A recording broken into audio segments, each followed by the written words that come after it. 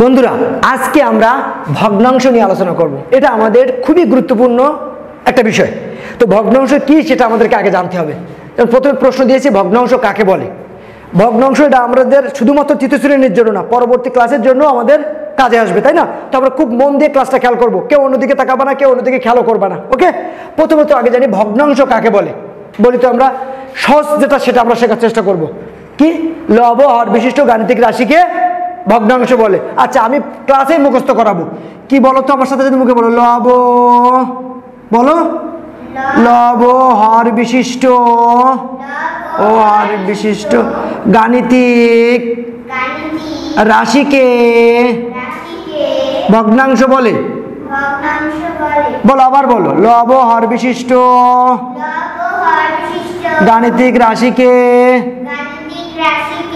ভগ্নাংশ বলে। তারপরে ভগ্নাংশ মুখস্থ হয়ে গেল। কি? লব হর বিশিষ্ট গাণিতিক রাশিকে ভগ্নাংশ বলে। এবার সাধারণ ভগ্নাংশ কি? এটা খুব সহজ। সাধারণ ভগ্নাংশ সমান, আমরা লিখবো এরকম ডাইরেক্ট, সাধারণ ভগ্নাংশ সমান, খেয়াল করো, সাধারণ ভগ্নাংশ সমান উপরে লব, ভগ্নাংশের উপরে থাকে লব, নিচে থাকে হর। বলো, ভগ্নাংশের উপরে থাকে লব, নিচে থাকে হর। দুধের স্বর কোথায় থাকে? উপরে থাকে না? দুধের স্বরকে উপরে বলে না? আর অঙ্কের হর সবসময়ের জন্য নিচে, অঙ্কের হর সবসময়ের জন্য নিচে। তাহলে লব উপরে, নিচে কি? হর। ভগ্নাংশের ক্ষেত্রে উপরে লব থাকে আর নিচে কি থাকে? হর থাকে। কোন ভগ্নাংশের লব ও হর একই হলে ওই ভগ্নাংশটির মান কত? লব একই, আবার হরও একই। যেমন উপরে আছে 5, নিচে আছে 5। তো যদি ওই একই লব হর একই হয় তখন সেটার মান হয় কত? 1। 5কে 5 দিয়ে ভাগ করলে তো একই পাওয়া যায়। এই জন্য কোনো ভগ্নাংশের লব ও হর একই হলে ওই ভগ্নাংশের মান কত হয়? কথা বলো, 1 হয়। সেই ভগ্নাংশের মান কত হয়? খেয়াল করো, আবার কোনো ভগ্নাংশের লব ও হর একই হলে ওই ভগ্নাংশটির মান কত হয়? এবার সমতুল ভগ্নাংশ কাকে বলে? এবার আমরা যেটা লিখবো সেটা কি? সমতুল ভগ্নাংশ কোন ভগ্নাংশের মান সমান হলে, এটা এখন সহজভাবে আমরা লিখবো, কোন ভগ্নাংশের মান, কোন ভগ্নাংশের মান সমান হলে তাকে সমতুল ভগ্নাংশ বলে। মুখস্থ বলো, কোন ভগ্নাংশের মান সমান হলে তাকে সমতুল ভগ্নাংশ বলে। আবার বলি, কোন ভগ্নাংশের মান সমান হলে তাকে কি বলে? সমতুল ভগ্নাংশ। তাকে কি বলে? সমতুল ভগ্নাংশ। এবার সমহরবিষ্ট দুটি ভগ্নাংশের যার লব বড় সেই ভগ্নাংশটি কি?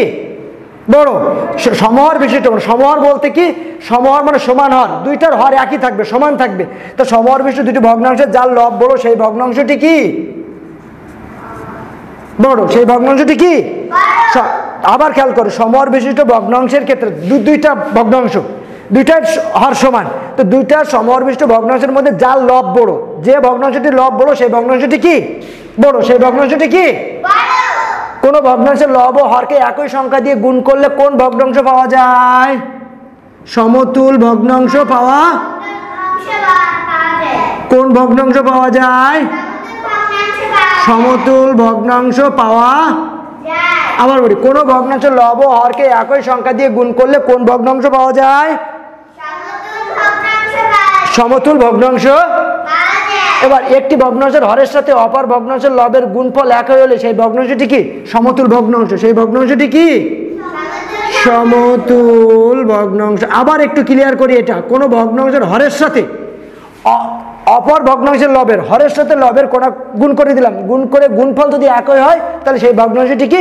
সমতুল ভগ্নাংশ। এটাকে আমরা কি লিখবো? এটাকে যদি আমরা ভগ্নাংশটি যদি কোথায় লিখি তাহলে কি লিখবো? 13/7 ভাগ। কি লিখবো বলো তো? 13/7।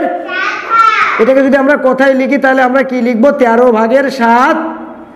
এখানে যদি আরো অন্য অন্য সংখ্যা থাকে তাহলে নিচে যেটা থাকবে হরকে আগে উল্লেখ করতে হবে, তারপর লবকে। তো এখানে যদি 15 থাকতো, উপরে যদি 10 থাকতো, তাহলে 15/10 আমরা বলতাম। ক্লিয়ার? তাহলে কোথায় লেখা যদি এরকম আসে আমরা পারবো না? পারবো না। এবার অর্ধেক কাকে বলে আর 1/4 কাকে বলে? অর্ধেক কাকে বলে? যখন আমরা একটি বস্তুকে সমান 2 ভাগে ভাগ করি, এই মনে করে একটা বস্তু, একটা কাগজ, খেয়াল করো, এই একটা কাগজ, অর্ধেক কাকে বলে? একটা বস্তুকে, এই একটা কাগজ, পূর্ণ একটা কাগজ, এটারে আমরা সমান 2 ভাগে ভাগ করলাম, মাঝখান থেকে সমান 2 ভাগে ভাগ করলাম। তাই যদি সমান 2 ভাগে ভাগ করি, দেখো একটু খেয়াল করো, সমান 2 ভাগে যদি ভাগ করি এই সমান 2 ভাগে ভাগ করেছি, একটা বস্তুকে সমান 2 ভাগে ভাগ করেছি, এইটা হচ্ছে অর্ধেক। 2 ভাগের সমান 2 ভাগ ভাগ করার পরে যে একটা অংশ থাকে সেটা হচ্ছে অর্ধেক। এই 2টা কাগজের অর্ধেক এটা না, আর বাকি অর্ধেক এই না।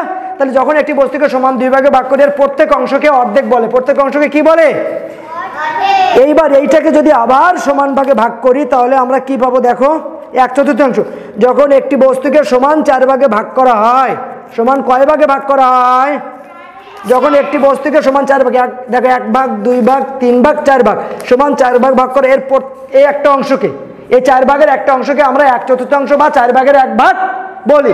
অর্ধেক কাকে বলে? যখন একটি বস্তুকে আমরা সমান 2 ভাগে ভাগ করি, এর একটা অংশকে আমরা কি বলবো? অর্ধেক। আর সমান 4 ভাগে ভাগ করার পরে এর একটা অংশকে আমরা 4 ভাগের 1 ভাগ বা 1/4 বলি। ভগ্নাংশের এই বিষয়গুলো আছে প্রাথমিকের বিষয়গুলো, খুবই গুরুত্বপূর্ণ। এটা আমাদের প্রাথমিকের জন্য এটা আমাদের জানা জরুরি। এরপরে সমতুল ভগ্নাংশ বলো, সমহর বিশিষ্ট ভগ্নাংশ বলো, প্রকৃত ভগ্নাংশ, অপ্রকৃত ভগ্নাংশ, অনেকগুলো স্টেপ আছে। তো আমাদের প্রাথমিকের জন্য এটা আমাদের জানা খুবই জরুরি। আমরা যদি এটা ভালো মতো জানতে পারি, পরবর্তীতে আমরা যেটাই করি না কেন সেটা আমাদের কাছে সহজ হয়ে যাবে। ক্লিয়ার? এখন এটা নিয়ে কোনো প্রশ্ন আছে? বলো। ভগ্নাংশের উপরে যেটা থাকে সেটা কি? লব। উপরে যেটা থাকে সেটা কি? আর নিচে থাকে কি? হর। উপরে লব, নিচে উপরে লব, নিচে, মনে থাকবে? তা লব ও হর বিশিষ্ট গাণিতিক রাশিকে আমরা ভগ্নাংশ বলি। কি বলি? সমতুল ভগ্নাংশ কাকে বলে এখানে লিখে দিয়েছি। কোন ভগ্নাংশের মান সমান হলে সেই ভগ্নাংশটি কি? সমতুল। ক্লিয়ার সবাই? Thank you.